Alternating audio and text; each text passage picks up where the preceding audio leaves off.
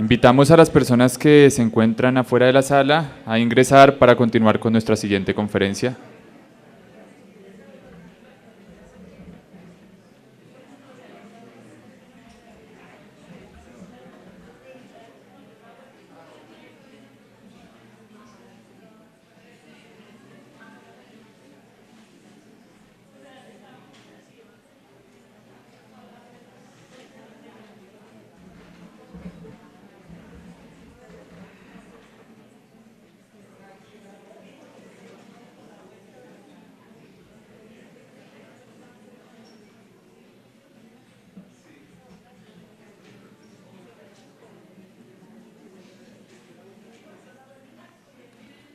Mientras que las personas se terminan de ubicar, quiero recordarles tener listas sus preguntas para el final de la jornada de la mañana.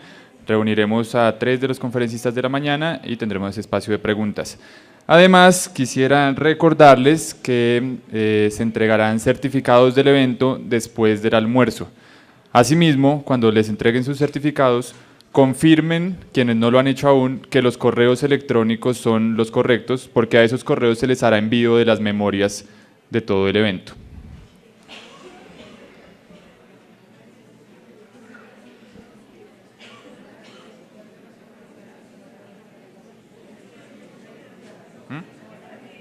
¿Qué es eso?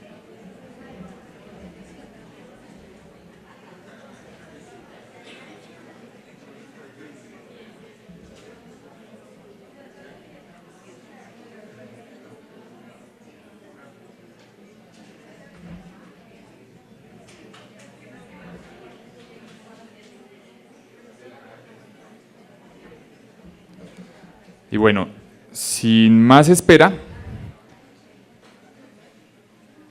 tengo el honor de presentar a otro de nuestros conferencistas internacionales. Él es el doctor Francisco Martínez Granados, quien ha venido de España para hablarnos sobre el seguimiento de las recomendaciones sobre psicofarmacología y su repercusión conductual en la discapacidad intelectual. El doctor Martínez es farmacéutico especialista en farmacia hospitalaria y atención primaria, experiencia de 8 años en hospitales generales, tiene un máster en neuropsicofarmacología de la Universidad Víctor Segalen, Bordeaux, Francia, máster en investigación y uso racional del medicamento de la Universidad de Valencia, España. Tiene varias investigaciones originales publicadas en el campo de la psicofarmacología clínica. Recientemente ha trabajado en una escuela comunitaria con personas en riesgo de exclusión social, en acceso al medicamento y empoderamiento sanitario. Además, está actualmente realizando su tesis doctoral, Percepciones, expectativas, vivencias, factores culturales y dinámicas de poder que conforman la experiencia farmacoterapéutica y la conducta de tomar fármacos crónicamente, en el campo de la antropología y la farmacología clínica.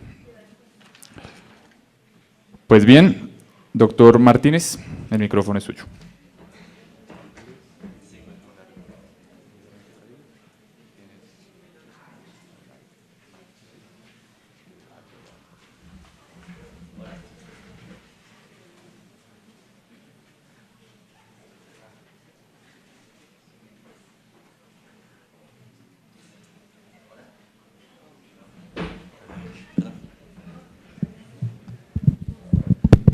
Hola, ahora.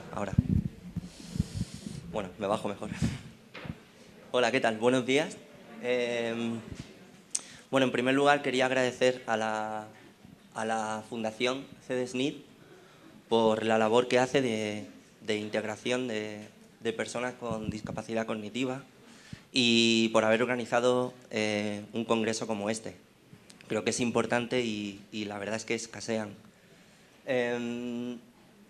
Y bueno, aquí yo vengo a presentar aquí, vamos a hablar en torno al uso de psicofármacos en estas personas y como hilo conductor voy a presentar los resultados de un estudio que hicimos y que publicamos en el año 2013 en la revista de la Asociación de Neuropsiquiatría y que nos va a servir un poco para discutir un poco en torno al uso de psicofármacos en personas con discapacidad cognitiva.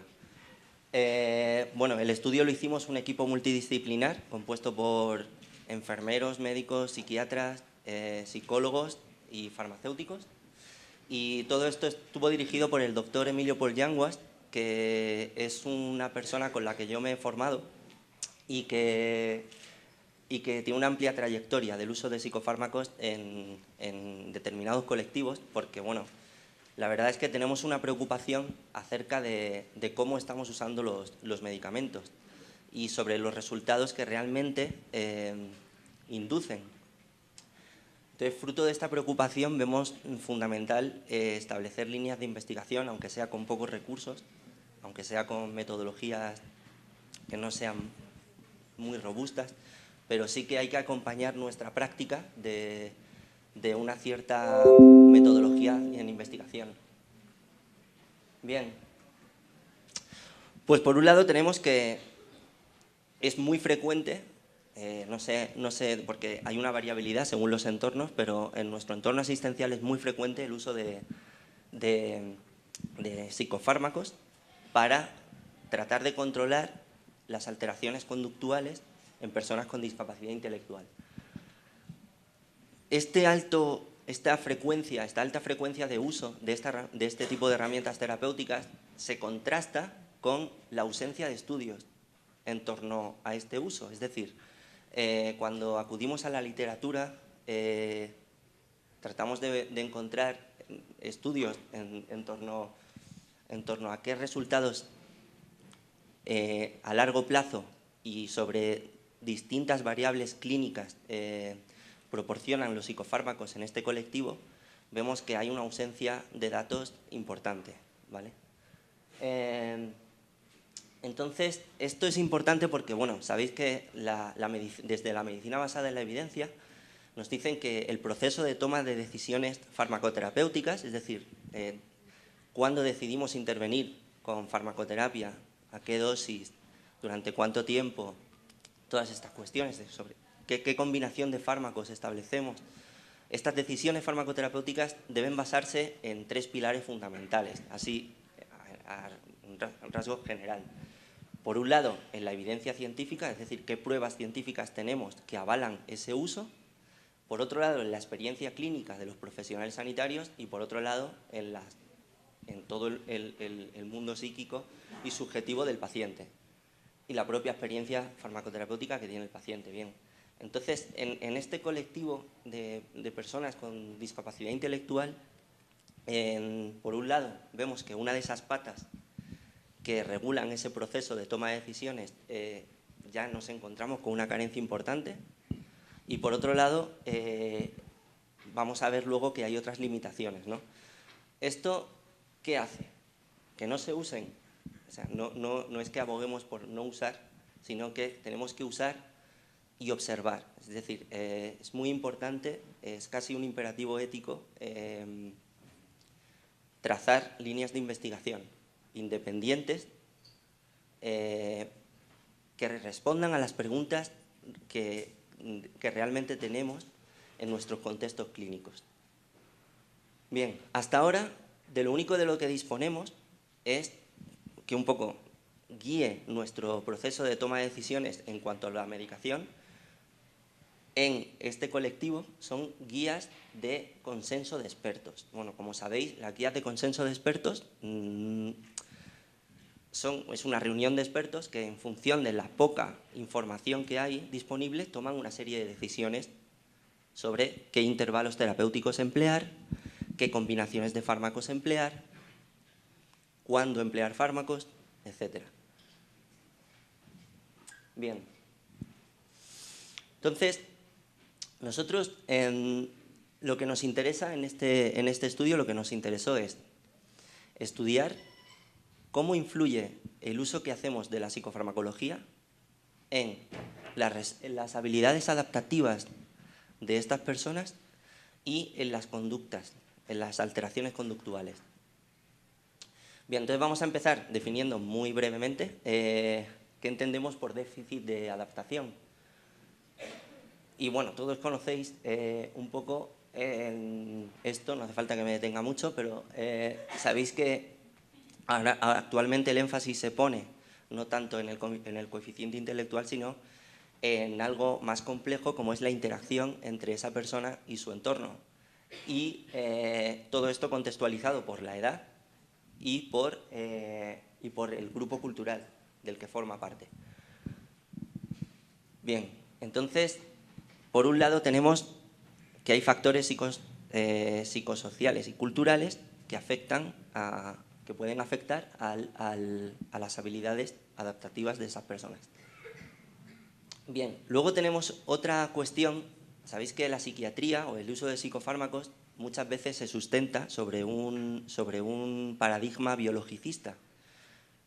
Bien, bueno, aquí en muchas áreas esta hegemonía biologicista es controvertida, quizás con estas personas aún más. Sabéis que un 25% de los casos hay una causa biológica que puede explicar y que puede condicionar tanto las habilidades adaptativas de esa persona como las alteraciones conductuales, pero en la mayoría de los casos, que son los casos más leves también, hay un fuerte componente psicosocial y cultural. Por lo tanto, nosotros preferimos movernos en un modelo psicosocial a la hora de entender y de evaluar la terapia farmacológica. Bien. En cuanto a comorbilidades, bueno, sabéis que estas personas suelen presentar otras comorbilidades como epilepsia, algunas otras comorbilidades psiquiátricas y sobre todo en los estudios describen una amplia variabilidad, pero sobre todo cuando analizamos los trastornos conductuales, ahí se eleva mucho el porcentaje. Es decir, los trastornos conductuales suelen identificarse como un fenómeno muy presente en estas personas. Bien. Entonces, si tenemos que lo que justifica el uso de psicofármacos en estas personas son casi siempre las alteraciones conductuales, pues tenemos que abordar seriamente qué entendemos por una alteración conductual. Bien. Y de qué factores dependen esas alteraciones conductuales. Todos conocéis quizá la definición de Emerson, que es una definición que tiene en cuenta el entorno sociocultural de la persona, que pone en relación esas alteraciones con la integridad del individuo o de los demás y que como consecuencia limitante es pues que esa persona tiene una falta de acceso a los recursos y a los servicios que le proporciona la comunidad, ¿no? Bien, hay, como sabéis, distintos tipos de alteraciones conductuales.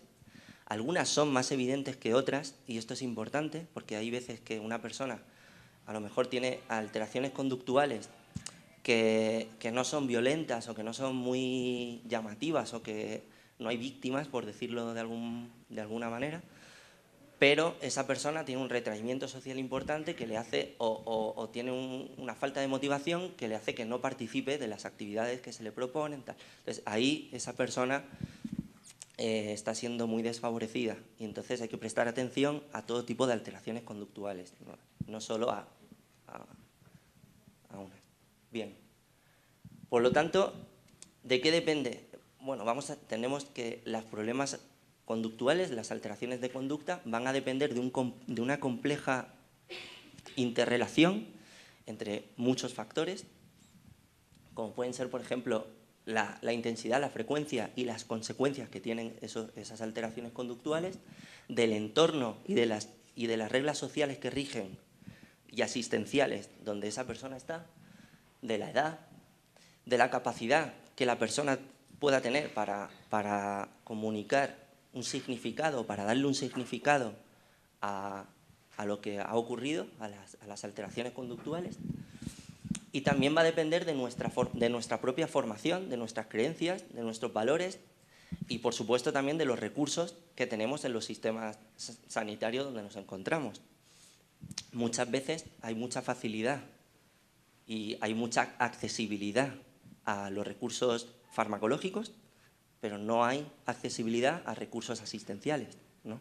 Esto es una de las críticas que nosotros hacemos, porque los recursos farmacológicos, como vamos a ver ahora, está plagado de incertidumbres.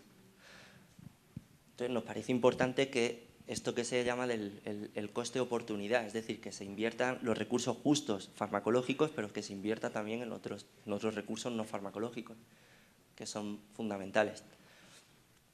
Bien.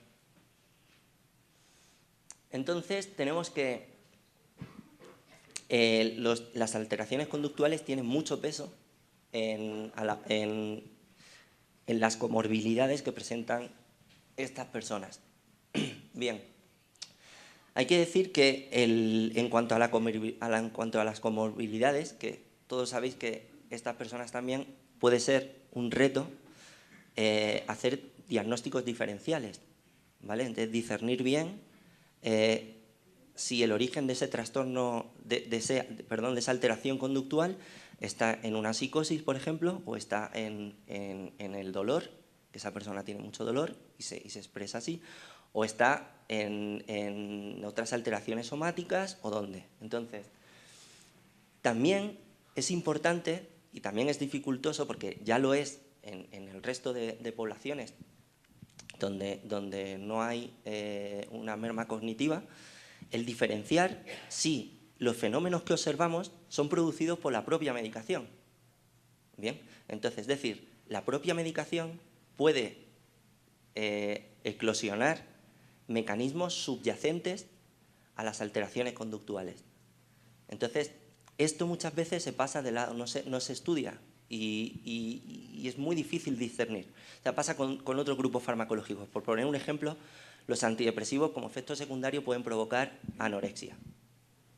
La propia depresión puede provocar anorexia. Muchas veces es difícil discernir si es el fármaco o es la evolución de la propia patología.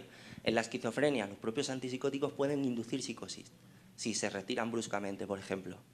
Entonces, muchas veces, esto es importante, estamos empleando herramientas terapéuticas para tratar unos problemas que pueden inducir la propia medicación. Bien, entonces, esto hace que sea muy importante organizarse metodológicamente para que luego, cuando afloren los problemas, podamos analizar convenientemente si es debido a la medicación o es debido a otros factores, ¿vale? Bien.